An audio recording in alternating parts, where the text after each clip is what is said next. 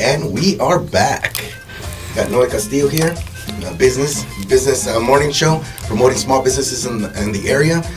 We've here with La Gran X 104.9, 94.1, and we're brought to you by Sparkle Initiative, out here trying to better our community with one activity, one thing at a time, and we do everything from helping kids, helping the foster kids. We'll get them backpacks with their own personal hygiene stuff, some books, some journals. We do stuff like, last year before school, we handed out probably 300 backpacks with school supplies, with school clothes, free haircuts. Maybe the next time we can have a DJ available. If I ever know any good ones, I can maybe see what's up. We can get a DJ out there. This guy. Pump it up a little bit. Hey, yeah. But nah, for reals. Sparkle Initiative. That's why we're here. Promote small businesses, and we're here trying to raise some funds for our cause. But we're here with DJ Ralphie Ray, and we are trying to freaking promote his stuff, give him a good bump. And it's not like he's not famous already, because he is. Oh, chill. But do you have you had any challenges, anything like that you worked through? Where maybe new up-and-comer DJs can learn from your past mistakes or anything like that? Yeah, man. Obviously, we all go through trial and errors, man. There was a few challenges early on. Obviously, being the new kid coming from another state, coming into unknown grounds, you have to start building friendships, and through that, you build camaraderie. You start building ties with the communities. You have to start building your own name, reputation. So it was, in the beginning, that was some of the challenges that I had to face, was being the new kid and going out and introducing myself. People didn't take me serious. They would laugh or whatever, man. But after that was done, the next challenges that I was facing was, trying to learn the people out here, really just, coming into a location. People have an idea of what kind of music they want you to DJ, and then you end up realizing that the people they have there is not really what the music is. That's not the music they want to listen to, basically. So challenging as a DJ is to try to read the crowd, man, and having a variety of people in front of you and trying to please everybody. And every DJ will tell you can't please everybody, but those were some of the challenges early on. Buying gear, man, it's expensive, so having to save your money, having to be strategic in how to get your equipment going, and those are some of the things in the back end that people don't see, man. Some of those challenges, especially when you're a father of 3 kids and you got a mortgage, man, you got bills to pay. It's tough to kind of save money for the equipment, so is that equipment spendy? It is, man. It's very spendy, and it's only going up. But the influx of DJing is becoming such a big worldwide global thing now that it's demand. So it's such a high demand now, and with the demand, prices go up, man. So it is something that if anybody out there listening wants to be a DJ, it's something that you guys have to really face and get over that hurdle is buying the equipment that is pretty pricey. But yeah, the main challenges for me was just, like I said, being the new kid, coming to a brand new community, wasn't born here, wasn't raised here, and really just having to get to know people from the beginning, having to shake hands, getting to meet different owners, and just, again, being an actual supportive person, not being out there with an agenda, just really genuinely getting to know people. And it worked really well for me to become friends with a lot of good people out here that I didn't even know they were going to be owners one day. And it's just like-minded people hanging out together, building up their own business together, and then supporting each other at the end. And we're talking about 10, 15 years of me trying to do that. And I could happily say that I'm able to say that, hey, I've been here doing this for 10, 15 years now. People know who I am. I support their business. And I think that getting over those hurdles, not quitting, and just keep pushing forward and believing in what you're doing will definitely get you pushed through any battles you got going on, as far as any business goes, man. Agreed.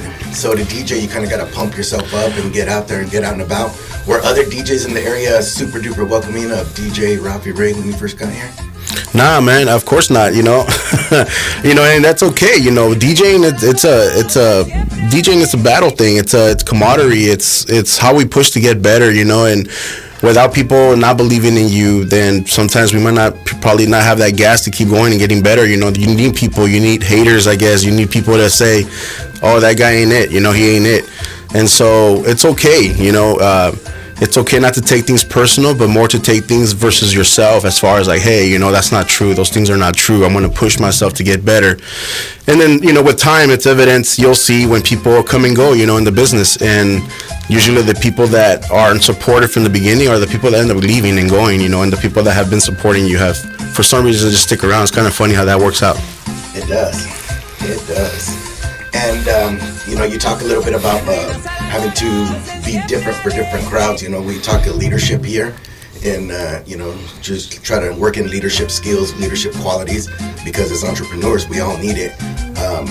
And you said that you had to change midway sometimes. You got to do this. You know, here you know, that's being adaptable. You know, you got to mold. You got to adapt to your audience. You got to adapt to, you know, read the room type of stuff. So, nope, I think that ties in good. What other ways do you got to adapt when you're out and about out there? I mean, what does that look like for a DJ? Yeah, man. Well, we adapt all the time, right? We can't be playing the same music we play at a club, at a public event, or you can't. The way you carry yourself has to be professional as far as you being able to fit in different scenarios. It's very important for a DJ to really be able to be adaptable. You know, there's a lot of DJs that I've known in the past that are like, you know, I only play a certain type of genre, and again, that's respect. You know, it's fine. I know a lot of DJs who just play house, or who just play rock, or who just play Latin music. But I think as a DJ, it's so important to be adaptable and being able to go through music as far as all genres, being able to understand the demographics of people that you have in front of you. You know, if it's my Latino, my Mexicano people out there, you're not playing some, you know, rock music all night. They might like a few, and then after that, like, hey, cámbiale eso, you know, like, so it's like you have to really understand what you're doing, and that's where professionally comes in place. That's where preparation comes in place, and creativity comes in place, because you could take any crowd in front of you and really just play anything, and they will listen to you if you're creative enough to make it sound dope. So being adaptive, being able to adapt, and it's very important as a DJ, man. Agreed. All right, speaking of DJ, we're going to go ahead and take a quick pause and play some music to see if we can wake people up on their way to work and wake them up, get them out of bed, all that stuff. So buenos días. Get up, mi gente. Let's go. Okay, we are back with DJ Ralphie Ray. What's up, Noe? So, what you got going on? What do you got coming up? You guys got anything where we could go and support you, bro? Yeah, man. I would love for you guys to come out support, man. I do have 2 residencies right now. Shout out to DJ Easy, my cousin. He plugged me in at Stacks Bar and Grill every Friday. We're there, man. We're there. It's a really cool spot, man. Really good food, bomb drinks, nice staff, man. We're there, man. We're Latin vibes there, so we Where pay. Is that? It's right here. It's on Court Street. It's next to the Goodwill. It's next to the Flamingo.